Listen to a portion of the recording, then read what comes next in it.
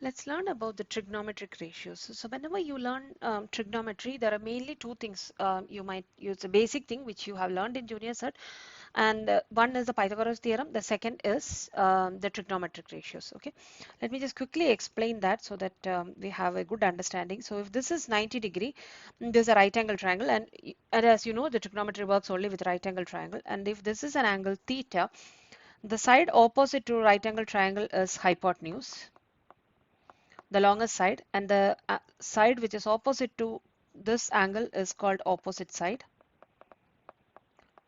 and the other side is called adjacent side. Okay, this is how you find the three sides. Now with respect to trigonometric ratio, there are mainly three ratios which you have to learn. Sine theta, which is equal to opposite side over hypotenuse. Cos theta is equal to adjacent side over hypotenuse. The last one, tan theta, is equal to opposite side over adjacent side. These are the main things what we have to learn. Okay, and once you have learned this, there is cosec theta, which is equal to 1 over sine theta, which is the reciprocal of this.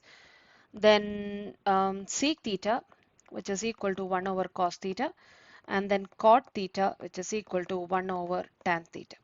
You need to understand this. You need to find out the values of this on the right hand side also. This is in the living set syllabus. Okay, now suppose if I say cos 32, you can find the values using the calculator. So you put the values in the calculator, directly you will get the values. Okay, and suppose if I say cos A is equal to 0.345 or something like that, how will you find the A, which is the angle, which is cos inverse 0.345? You put it in the calculator, you will get the value. So you have to use the shift option so that you will get this values. Now with respect to triangles, for example, there are some special cases of triangle which you have to learn.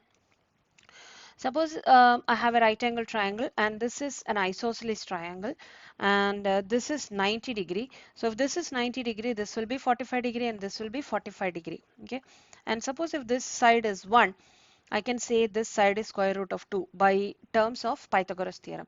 And if this is the case, how will I write sine 45? Sine 45 is equal to 1 over root 2. What will be cos 45? Cos 45 will also be 1 over root 2. What will be tan 45? That is equal to 1. Okay, and suppose if you have another triangle,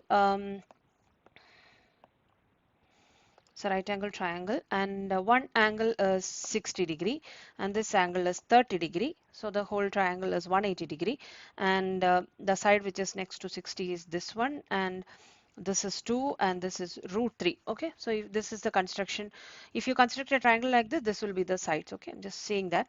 And if that is the case, how will be sine 60? Sine 60 is equal to root 3 over 2. What will be cos 60, which is equal to 1 over 2. And what will be tan 60, which is equal to root 3. Okay, again, what will be sine 30 from this formula, opposite over hypotenuse, so that is equal to 1 over 2. And cos 30 will be root 3 over 2. And tan 30 will be 1 over root 3. It's good to have understanding of this also. Some of these are in the formula book, but it is good that we understand how this is, how do we get these values, and how to do the manipulation. Um, so there can be questions like show that. Okay, show that cos square 60 plus cos 60 sine 30 is equal to 1 over 2. Okay, so let's see how we handle this question.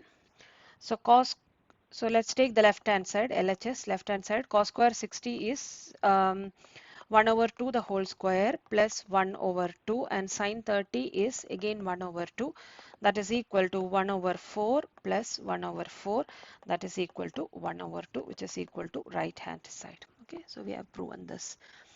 And then okay, there's one more question. Show that sine square pi by 6 plus sine square pi by 4 plus sine square pi by 3 is equal to 3 over 2.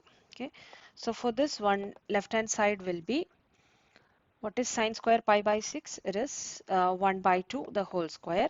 Then again pi by 4 is 1 by root 2 the whole square plus root 3 over 2 the whole square. So then that is equal to 1 over 4 plus 1 over 2 plus 3 over 4, which is equal to 3 over